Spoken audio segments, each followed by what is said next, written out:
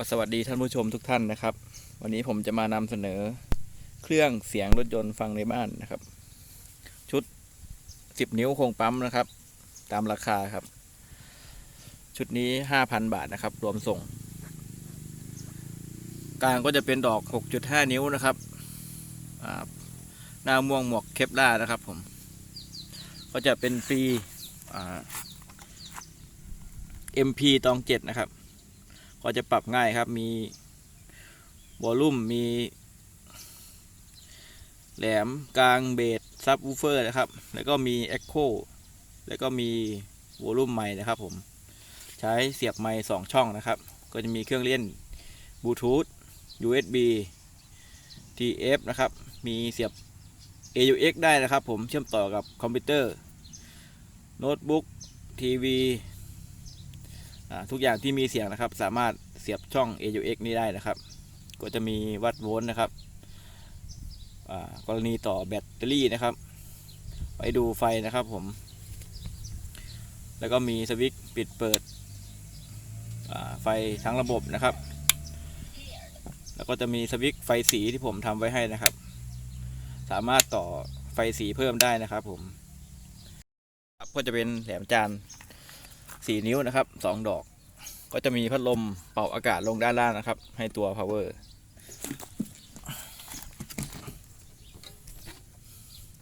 ครับผม power ก็จะเป็นตัว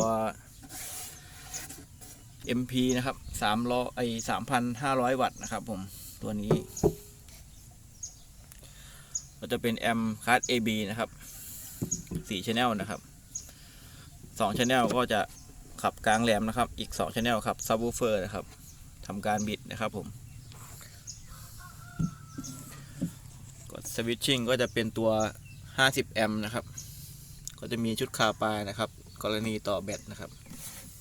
จะได้ไฟไม่กระชากนะครับผมคร่าวๆก็จะประมาณนี้นะครับ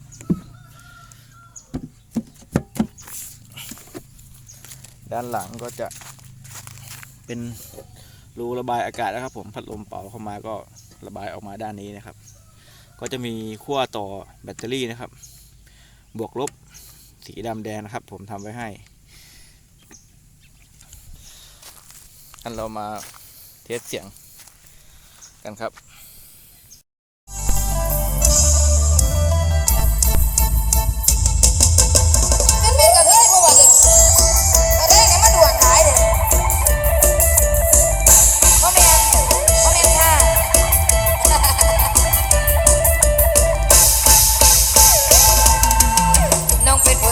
ฉันได้ฉันคน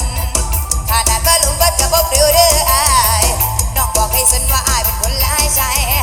แค่ได้โอ้น้ำดีหักได้ฟันก็พอแล้วเชื่อแม่น้องเป็นกุ๊กฟังคำเนี่ยหรือว่าคำบอกน้องบอกยอมให้อายหาดมองอาคาแม่นานนี่ไปอยู่ในใจแล้วก็ทำน้องก็บ่สนสิบ่สนใจสิไปเดียวใจน้องสิเป็นคนบังแต่สิบอกให้ไอ้ยาแดสิบอกให้แดนนี่อายสิไปดังใจว่ายังมีคนต้องใส่สิก็เป็นคนรักใส่ห่างอายแบบนี้บอกมีอีหยังที่น้องนั้นทำบ่ได้เห็นยังละอายพอใจน้องก็แซ่เสียบดีอยากได้อีหยังได้ไอ้สิ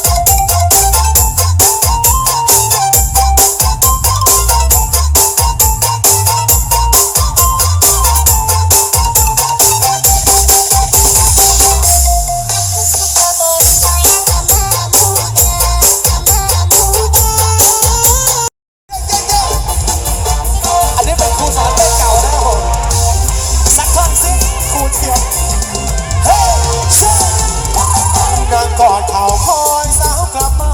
ทุกวันตั้งตารอหาจับจันชั่วจนถึงวันสงกรานต์เดือน5 เมษายนหัวใจ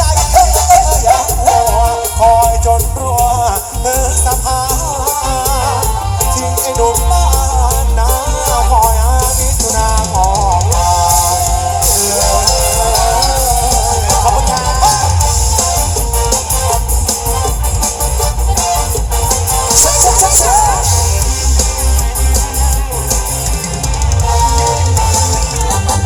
เดือน8ฝนปล่อยลงมา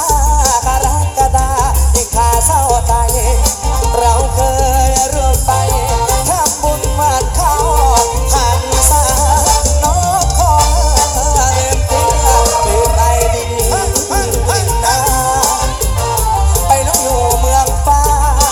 สิงหาถึงกันยาเมื่อไอ้มีอ่านเจ้าพาลงโลสาวที่บ้านงานนายานวาสิคาลาโลอย่ามาตีแถลงโลเกี่ยวพาคือมายอดกายสาวบ้านนอกนาภาษาซื่อดอกไม้ในยานมาตัวหัวใจให้ลงที่น้ำลองคือตัวน้องให้ลงคำว่าได้ยากติดตาคือตัวน้องให้ลงคำว่าได้ยากติดตาคือหาทางเสียดให้เป็นให้ลงลงตั้งใจจังเป็นไอ้เบาไงเอาเรือหาทางเสื้อหาทางมาไกลโจ้จะไว้อย่าสนใจเด้อพี่โจ้จะไว้อย่าสนใจเด้อพี่อาการแบบนี้ละจังสิเอิ้นว่าจังได้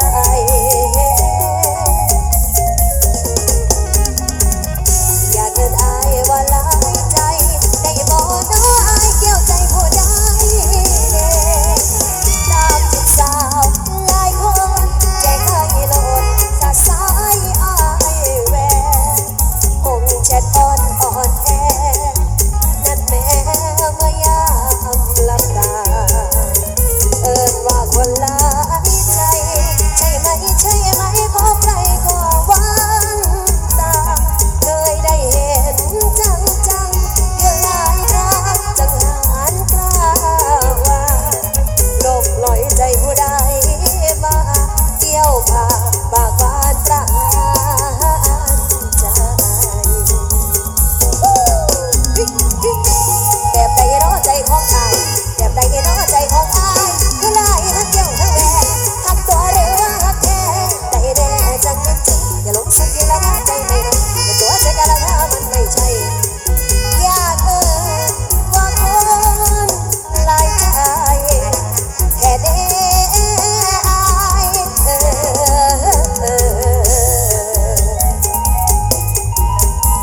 ขอบคุณครับ ครับก็จะประมาณนี้นะครับ เสียงก็เทสให้หลายๆแนวนะครับเพราะเพลงไม่มีลิขสิทธิ์นะครับ ท่านใดสนใจก็